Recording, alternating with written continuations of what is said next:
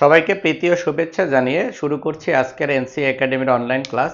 আজকের ক্লাসটি investment management এবং ফাইন্যান্সিয়াল ম্যানেজমেন্ট বইয়ের একটি গুরুত্বপূর্ণ চ্যাপ্টার ডিভিডেন্ড পলিসি নিয়ে আলোচনা করা হবে। ডিভিডেন্ড পলিসি চ্যাপ্টারটি অ্যাকাউন্টিং, ফিন্যান্স ও ম্যানেজমেন্ট ডিপার্টমেন্টের পাঠ্যসূচিতে অন্তর্ভুক্ত। ফাইন্যান্সিয়াল ম্যানেজমেন্ট অথবা ইনভেস্টমেন্ট ম্যানেজমেন্টের খুবই গুরুত্বপূর্ণ একটি চ্যাপ্টার। প্রথমে জেনে নিব ডিভিডেন্ড এবং পলিসি এই দুইটি শব্দ কি। ডিভিডেন্ড লভ্যাংশ। একটি কোম্পানি যখন বিনিয়োগ করে, বিনিয়োগ থেকে যে মুনাফা উপার্জন হয়, ওই মুনাফার যে অংশটি শেয়ার হোল্ডারদের মধ্যে বিতরণ করে দেওয়া হয়, সেটি হলো লভ্যাংশ। আর পলিসি হলো কোম্পানির পরিচালক পর্ষদ লভ্যাংশ শেয়ার হোল্ডারদের মাঝে বন্টনের যে নীতি নির্ধারণ করেন, ওই নীতি নির্ধারণটি হলে পলিসি, অর্থাৎ ডিভিডেন্ড বন্টনের একটি গাইডলাইন হলে পলিসি। তাহলে ডিভিডেন্ড পলিসি বলতে পারি কোম্পানির বিনিয়োগকৃত মূলধন থেকে যে অর্থ উপার্জিত হয়েছে, ওই উপার্জিত অর্থের যে অংশ শেয়ার হোল্ডারদের মাঝে নির্দিষ্ট হারে বিতরণ করা হয়, তার একটি সুনির্দিষ্ট পরিকল্পনা বা গাইডলাইন। শেয়ার মূল্যের উপরে লভ্যাংশের যে প্রভাব রয়েছে, তার ভিত্তিতে ডিভিডেন্ড পলিসির যে মডেলগুলো আছে তাকে দুইটা ভাগে ভাগ করতে পারি। একটি হলো ডিরেক্ট ইম্প্যাক্ট পড়ে শেয়ার মূল্যের উপরে, আরেকটি হলো ইম্প্যাক্ট পড়ে না। যে অংশটিকে ইম্প্যাক্ট পড়ে সেটির দুইটা মডেল আছে, একটি হলো ওয়াল্টার মডেল, অপরটি হলো গর্ডন মডেল। আর যে অংশে শেয়ার মূল্যের উপরে সরাসরি লভ্যাংশ প্রভাব বিস্তার করে না, এমএম মডেল বলতে পারি। আজকের ক্লাসে আমরা ডিভিডেন্ড পলিসির ওয়াল্টার মডেল নিয়ে আলোচনা করব। ওয়াল্টার মডেলটি জেমস সি ওয়াল্টার, একজন বিখ্যাত ফাইন্যান্সিয়াল ম্যানেজার, এই তত্ত্বটি প্রবর্তন করেন। এই তত্ত্বে দুইটি বিষয়ের উপরে গুরুত্ব আরোপ করা হয়। একটি হলো rate of return on investment, অর্থাৎ বিনিয়োগকৃত অর্থের আয়ের হার। আরেকটি হলো কস্ট অফ ইকুইটি, যে বিনিয়োগ করা হলো তার মূলধনী ব্যয়।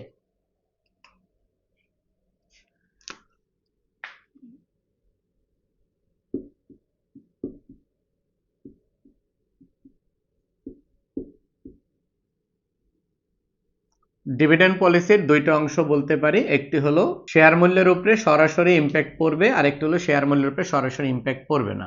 একটি হলো ওয়াল্টার মডেল।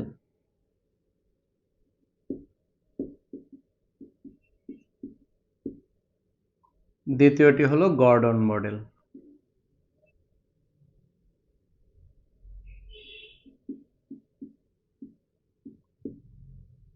তিন নম্বরটি হলো এমএম মডেল।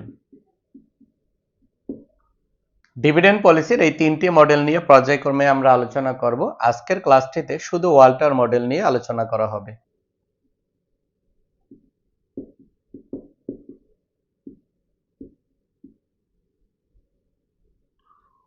ওয়াল্টার মডেলের দুইটি বিষয় খুবই গুরুত্বপূর্ণ। তার একটি হলো আর,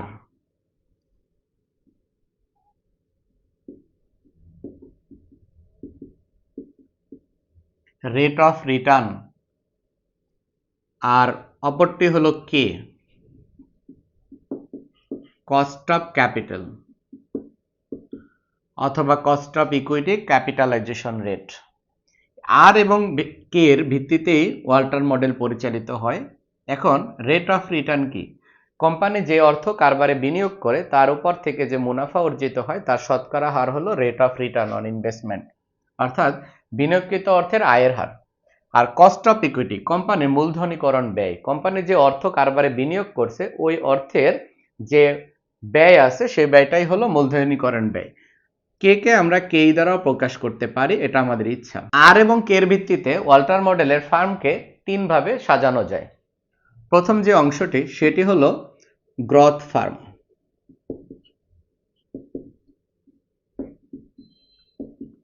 গ্রোথ ফার্ম কারবারকে যদি গ্রোথ ফার্ম হতে হয়, সেক্ষেত্রে আর বড় হতে হবে, কে ছোট হতে হবে। এরকম প্রেক্ষাপটে যে পরিমাণ অর্থ আয় করছে তার থেকে ব্যয়ের পরিমাণ কম হয়। যখন কারবারে আয়ের পরিমাণ বেশি হয়, ব্যয়ের পরিমাণ কম হয়, তখন কোম্পানি চিন্তা করে কোম্পানির যে অর্থ আছে সেটা নিজের কাছে মুনাফা জেনারেট করছে, সেটা নিজের কাছে রেখে দিয়ে সেটাই আবার পুনরায় বিনিয়োগ করার, যাতে কোম্পানি আরো বেশি মুনাফা অর্জন করতে পারে। তাহলে এরকম প্রেক্ষাপটে কোম্পানি কি করে, শেয়ার হোল্ডারদের মাঝে লভ্যাংশ বিতরণ করে না করে যে মুনাফা অর্জন হয়েছে সে মুনাফাটা সম্পূর্ণভাবে নিজের কাছে সংরক্ষণ করে এবং এই সংরক্ষিত অর্থ পুনরায় আবার সে রিইনভেস্টমেন্ট করে। তাহলে এই প্রেক্ষাপটে কি আসতেছে, সেটি হলো 100% রিটেনশন করবে,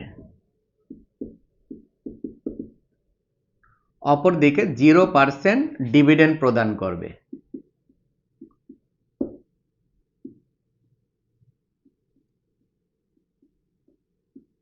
হান্ড্রেড পার্সেন্ট রিটেনশন ডিভিডেন্ড আর 0% ডিভিডেন্ড। এর মানে কি দাঁড়াচ্ছে, যদি কোম্পানির পরিস্থিতি এরকম হয় আয়ের হার বেশি কের মান কম, তখন কোম্পানি পুরো অর্থ নিজের কাছে রেখে দিবে, কোম্পানির শেয়ার হোল্ডারদের মধ্যে কোনো লভ্যাংশ বিতরণ করবে না, অর্থাৎ zero DP ratio. DP ratio বলতে কিছু থাকবে না। সেকেন্ড যে অপশনটি আসে সেটি হলো ডিক্লাইনিং ফার্ম।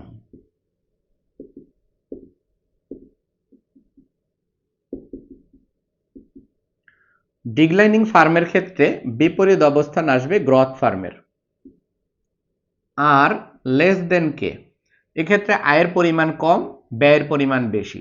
যদি আয়ের হার কম হয়, ব্যয়ের পরিমাণ বেশি হয়, সেক্ষেত্রে কোম্পানি আর পুনরায় বিনিয়োগ করতে চাইবে না, যে পরিমাণ অর্থ উপার্জন হয়েছে সেই অংশটাই শেয়ার হোল্ডারদের মাঝে সম্পূর্ণরূপে বন্টন করে দিবে। এরকম প্রেক্ষাপটে 0% কোম্পানির রিটেনশন হবে, অপরদিকে 100% পে আউট হবে। এর মানে দাঁড়াচ্ছে যে অর্থই কোম্পানি মুনাফা অর্জন করবে সে অর্থ সম্পূর্ণ অংশই শেয়ার হোল্ডারদের মাঝে লভ্যাংশ আকারে বিতরণ করে দিবে, আর অপরদিকে কোনো পরিমাণ অর্থই নিজের কাছে সংরক্ষণ করবে না, কারণ কোম্পানির আয়ের থেকে ব্যয়ের পরিমাণই বেশি আসতেছে। এই প্রেক্ষাপটে ডিপি রেশিওর পরিমাণ 100%।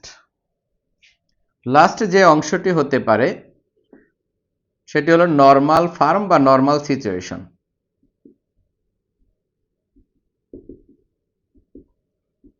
এক্ষেত্রে আর ইকুয়াল কে, যখন আর এবং কে এর মান সমান হয়ে যায় তখন কোম্পানি কিছু অংশ নিজের কাছে রাখে আর বাকি কিছু অংশ সে শেয়ার হোল্ডারদের মাঝে বিতরণ করে দেয়।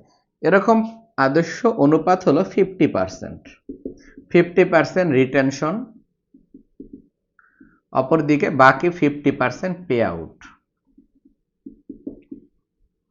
ওয়াল্টার মডেলে ফার্মকে তিন ভাবে সাজানো যায়, সেটাকে আমরা বলতে পারি গ্রোয়িং ফার্ম, ডিক্লাইনিং ফার্ম আর নরমাল ফার্ম, সেটাকে আমরা সিচুয়েশন দ্বারাও বলতে পারি। তাহলে আমরা এক কথায় বলতে পারি আর এর মান বড় কের মান ছোট, সেক্ষেত্রে রিটেনশন 100%, ডিপি রেশিও 0%।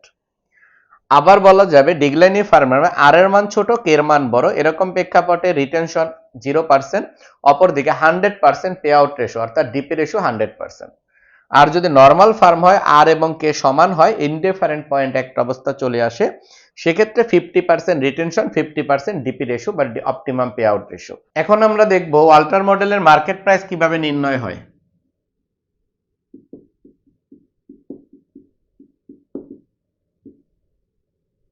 মার্কেট প্রাইসের জন্য ওয়াল্টার মডেলের সূত্রকে পি দ্বারা বা P0 দ্বারা প্রকাশ করা হয়। ওয়াল্টার মডেলে মার্কেট প্রাইস দুইটা অংশ দ্বারা নির্ণয় করা হয়, একটি হলো গ্রোথ আর একটি হলো ডিভিডেন্ড। ডিভিডেন্ডের যে অংশটি আছে সেটাকে আমরা ডি দ্বারা প্রকাশ করি, ডি কে যদি কে দ্বারা ভাগ করি, অর্থাৎ বিতরণকৃত লভ্যাংশ যদি মূলধনী ব্যয় দ্বারা ভাগ করা হয় তাহলে লভ্যাংশের মার্কেট প্রাইস পাওয়া যায়। রিটেনশন অংশ মার্কেট প্রাইস করার জন্য কে দ্বারা ভাগ করব, উপরের অংশটা রিটেনশন আসবে, অবশ্যই রিটেনশনের অ্যামাউন্টটা খুঁজে নিতে হবে। সেটা কিভাবে, টোটাল আয় থেকে আমরা ডি অর্থাৎ ডিভিডেন্ড ডিস্ট্রিবিউট বাদ দিব, যেটা থাকবে তাকে টোটাল আয়ের হারকে কে দ্বারা ভাগ করব। আয়ের হারকে যদি কে দ্বারা ভাগ করি সেক্ষেত্রে সংরক্ষিত অর্থ দ্বারা গুণ করার পরে যে অংশ আসবে সেটা হলো রিটেনশন মানি, আর সেটাকে যদি মূলধনী ব্যয় দ্বারা ভাগ করি তাহলে আসবে মার্কেট প্রাইস। তাহলে প্রথম অংশটা হলো ডিভিডেন্ডের মার্কেট প্রাইস, পরের অংশটা হলো গ্রথের মার্কেট প্রাইস। ডিভিডেন্ড এবং গ্রথ এই দুইটা মিলে কোম্পানির মোট মার্কেট প্রাইস বের হয়। এটাকে চাইলে আমরা এভাবেও সাজাতে পারি, ডি জিরো সমান D plus E minus D r by k divided k. এই হলো তাহলে প্রথম উপরের অংশটা হলো টোটাল রিটার্ন আর নিচে হলো মূলধনী ব্যয়। টোটাল রিটার্নকে যদি মূলধনী ব্যয় দ্বারা ভাগ করি মার্কেট প্রাইস পাওয়া যায়। এখন সাইডে আমরা লিখে নেই যে কোনটা দ্বারা কি বোঝায়। P0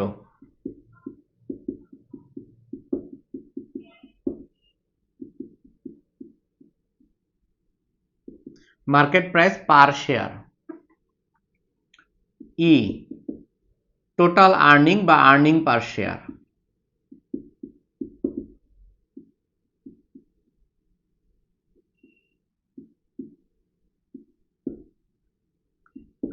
dividend per share,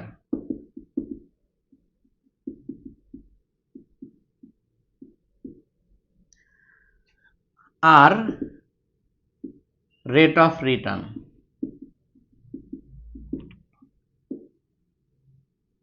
K cost of capital.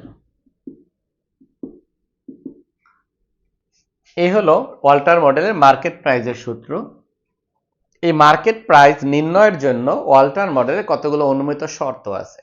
এই শর্তগুলো আমাদের জানতে হবে। অনেক সময় প্রশ্নে আসতে পারে যে ওয়াল্টার মডেলের অনুমিত শর্তগুলো লিখো।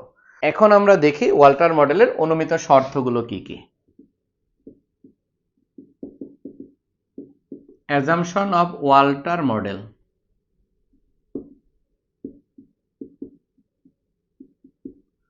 ওয়াল্টার মডেলের অনুমিত শর্ত। প্রথম শর্তটি ওয়াল্টার মডেল, প্রথম বিষয়টি হলো যে কোম্পানি সম্পূর্ণ তার অভ্যন্তরীণ মূলধন বিনিয়োগ করবে। The farm use only internal finance.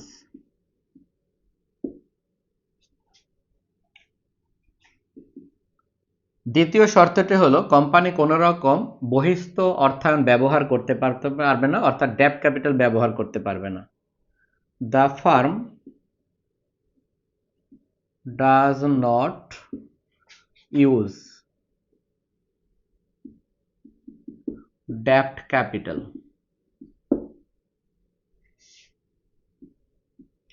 তিন নং অনুমিত শর্ত হলো constant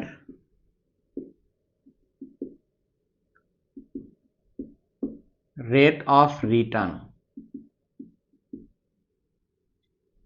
R cost of equity. চতুর্থ শর্তটি হলো 100% পে আউট। পঞ্চম যে শর্তটি সেটি হলো ধরে নিব আমরা কোম্পানিটা দীর্ঘদিন পর্যন্ত চলমান থাকবে। দ্য ফার্ম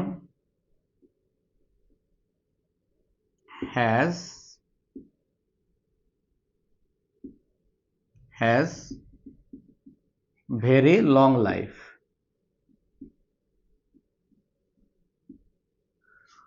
ওয়াল্টার মডেল হতে হলে অবশ্যই এই শর্তগুলো মেনটেন করতে হবে।